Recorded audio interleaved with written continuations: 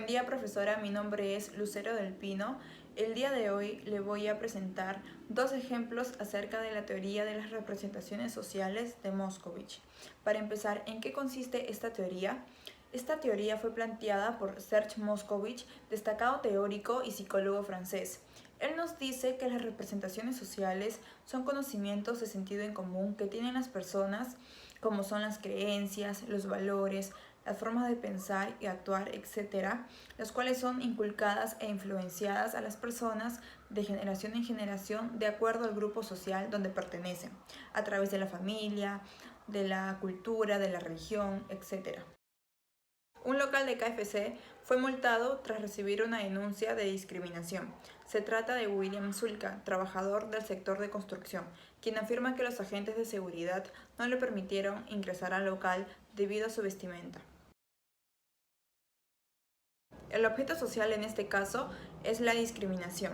Los sujetos podemos mencionar a William Zulka, al local de KFC, a los meseros y a los agentes de seguridad del local, a los derechos humanos y la municipalidad de Magdalena.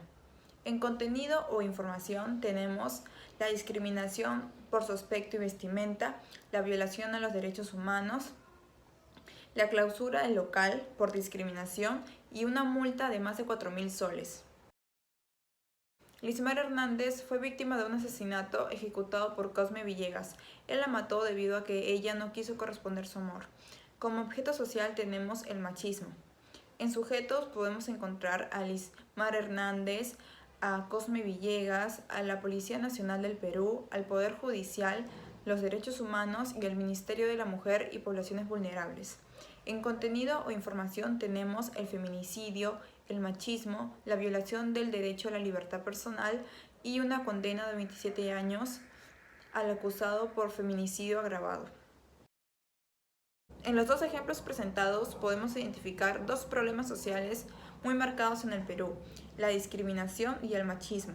En el ejemplo número 1 podemos apreciar cómo el hombre lo discrimina por su aspecto y vestimenta, esto debido a ciertos estereotipos impuestos por la sociedad. En el segundo ejemplo podemos apreciar el machismo, ideología que viene de épocas pasadas donde existía la creencia que la mujer era inferior al hombre. Lamentablemente, hasta la actualidad hay un gran grupo de personas que sigue pensando así. Estudiante de Psicología, Oxana Valverde, hoy tocaremos el tema de la percepción social. Primero debemos de preguntarnos, ¿qué es la percepción social? Podemos definirlo como el proceso por el cual las personas interpretan la realidad social. Se refiere a cómo percibimos a los demás y de qué manera interpretamos su comportamiento. Ahora, la pregunta básica que nos haremos es, ¿realmente influye la primera impresión de una persona? Vamos a quedarnos con esa pregunta. A este primer ejemplo le he llamado Nick Vujicic, sin brazos ni piernas, pero inspira a millones de personas. Para reconocer, tener a pensar de inmediato que es un hombre lleno de fe, coraje y lo mucho que puedes aprender de él. Vamos con factores asociados al perceptor. Al ver la imagen de Nick rodeado de una multitud de gente, me genera curiosidad por saber los temas que ha tocado, ¿no? Por conocer más. Al tener yo la suficiente edad mental y conocimiento, logro entender lo que observo. Me motiva a superarme y limitar mis miedos. 4. Variables asociadas a la persona perseguida. Podemos saber que Nick Vujicic se preparó previamente para exponer ante una multitud su testimonio de vida, y no solo eso, sino también motivar y hacer reflexionar a través de su experiencia a quienes lo escuchan. Ser consciente que será observado. A finalizar con el punto 5. En esta conferencia, en cuanto Nick hace su aparición, nos llama la atención su seguridad y en automático enfocamos nuestros 5 sentidos hacia él para poder escucharlo, enfocarnos. A este ejemplo le he denominado un enamorado sin vergüenza. Vamos también a reconocer los 5 factores según Morales y colaboradores. Comenzamos con el punto 1, características físicas y sociales. Vemos a un hombre cargando un oso de considerable tamaño, vestido de forma casual. Podemos observar también que está caminando en una plena avenida con carros transitando. 2, modo en que se produce el primer contacto. Vemos también que actúa de manera feliz y agradable. Esto me lleva a pensar que es un hombre de calle. Punto 3. Factores asociados al perceptor. Genera interés y curiosidad la actitud del hombre que veo en imagen. 4. Variables asociadas a la persona percibida. Este hombre ha sido consciente que sería bastante observado. Se vistió de forma que se sintiera cómoda y seguro, ¿no? Y finalizamos con el punto 5, que son los factores relativos al propio contenido de la percepción. El factor que transmite es positivo. pero ya que nos motiva a generar más de estos detalles a la gente que queremos y a perder la vergüenza. Y con estos dos ejemplos que hemos dado podemos resolver la pregunta que se hizo al inicio, ¿no? Sí, la primera impresión influye en la percepción social de las personas, en la interpretación de la realidad, ya que los sentidos son los encargados de llevar a cabo la función de la información humana. Así formamos nosotros la primera impresión, ¿no? Y esto es un aspecto relevante en la relación e interacción con las demás personas. Y esto influye en el desarrollo de las posteriores relaciones e interacciones que fuéramos a tener, ¿no?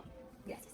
Buen día, profesora. Yo soy la alumna Fiorella Alemán y yo le voy a exponer sobre dos ejemplos del objeto actitudinal. El primer ejemplo, objeto actitudinal, la homosexualidad. Se trata de que una niña es criada por una pareja homosexual. El componente cognitivo sería respeto a la orientación sexual de cada persona. Tanto los homosexuales como los heterosexuales merecen ser tratados de la misma manera sin ningún tipo de discriminación. El componente afectivo sería siente malestar ante los actos discriminatorios contra las personas homosexuales. Y el componente conductual decide ir a las marchas apoyando a la comunidad LGTB. Segundo ejemplo de objeto actitudinal, el machismo. Se trata de que un niño crece en un hogar donde el padre es machista y abusa de su madre. Componente cognitivo.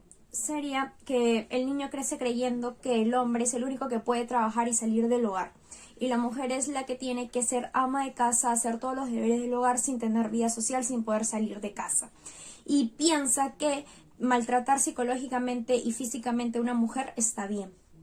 El componente afectivo es que es indiferente ante ciertos actos de machismo en cualquier situación donde él se encuentre.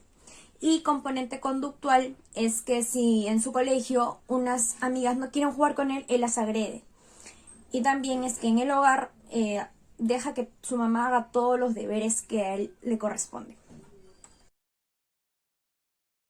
Dado estos dos ejemplos, podemos identificar problemas sociales muy comunes en nuestro país, que lamentablemente las autoridades no toman las medidas necesarias para poder parar con esto. También podemos concluir que el objeto actitudinal se divide en tres componentes: cognitivo, afectivo y conductual.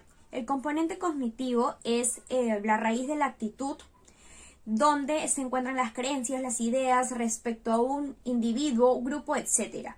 El componente afectivo son los sentimientos y emociones respecto al objeto actitudinal, y el componente conductual son las actitudes que tomamos frente a estas situaciones.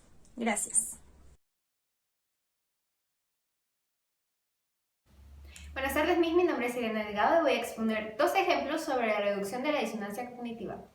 Leon Festinger fue un psicólogo social estadounidense de origen judío, el cual postuló la teoría de que el ser humano tiene el impulso natural de excusarse, de mentirse al mismo cuando se encuentra en una situación como la que él denominó la disonancia cognitiva.